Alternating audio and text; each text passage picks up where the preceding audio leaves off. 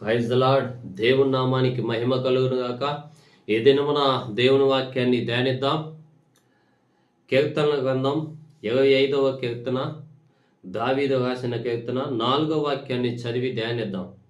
యెహోవా, నీ మార్గములను నాకు తెలియజేయము, నీ త్రోవలను నాకు తేటపరచుము. ఆమేన్, హల్లెలూయా. దావీదు భక్తుడు రోజుకి 7 సార్లు ప్రార్థన చేస్తాడు. రాజుగా ఉన్నప్పటికీ కూడా మరి ఆ సమయాన్ని వినియోగించుకుంటూ ఎన్ని పనులున్నా కానీ దేవుని సన్నిధిలో గడుపుతూ ఉంటున్నాడు. అయితే ఇలా అంటున్నాడు, నీ మార్గాన్ని దేవా నాకు బయలుపరచమంటున్నాడు. అంటే ఆయన మార్గాన్ని తెలియజేయమంటున్నాడు.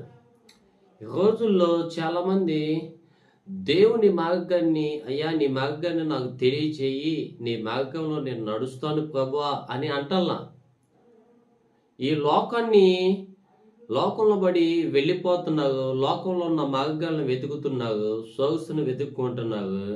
కానీ దేవుని మార్గాన్ని కనుగొంటల్లా. దావీదు జీవితంలో చూసుకుంటే దేవుడి పైన ఆధారపడే జీవితం.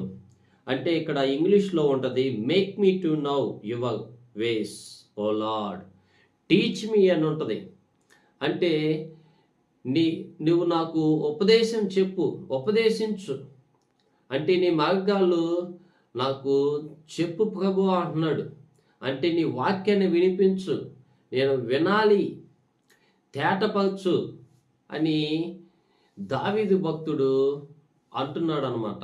ఈ రోజుల్లో మనం ఒక దావీదు వలె నీ మార్గాన్ని నాకు చూపించు ప్రభువా అని అంటున్నామా? మనం భౌతికంగా నాకు అది కావాలి, ఇది కావాలి ప్రభువా, నాకు అన్నీ వచ్చేసేసేయాలి, ఉద్యోగం కావాలి, వ్యాపారం కావాలి, నాకు సదుపాయాలు కావాలి, ఇవన్నీ భౌతికంగా అడుగుతున్నామే కానీ అసలు నీ మార్గం ఏంటి ప్రభువా, నీ మార్గంలో నన్ను నడిపించు అని మనం అడుగుతున్నామా? ఇవి అడగట్లా. దావీదు దేవుడికి ఏం కావాలో అడుగుతున్నాడు. మనమైతే మనమేం కావాలో దేవుణ్ణి అడుగుతున్నాం. అందుకే దావీదు, నువ్వు నా హృదయానుసారుడు అన్నాడు. ఆమేన్, హల్లెలూయా. దేవుడు ఎంత గొప్ప దేవుడు. దావీదు స్వభావం ఎలాగైపోయిందంటే నిరంతరము దేవుని పైన ఆధారపడే జీవితం. ఆమేన్, హల్లెలూయా. కాబట్టి ఈ దినమున మనం తెలుసుకోవాల్సిన విషయం, ఆయన మార్గాల్లో మనం నడవాలని దేవుడు ఆశిస్తున్నాడు. ఒక దావీదు వలె మనం ఉండాలని దేవుడు ఆశపడుతున్నాడు. అలా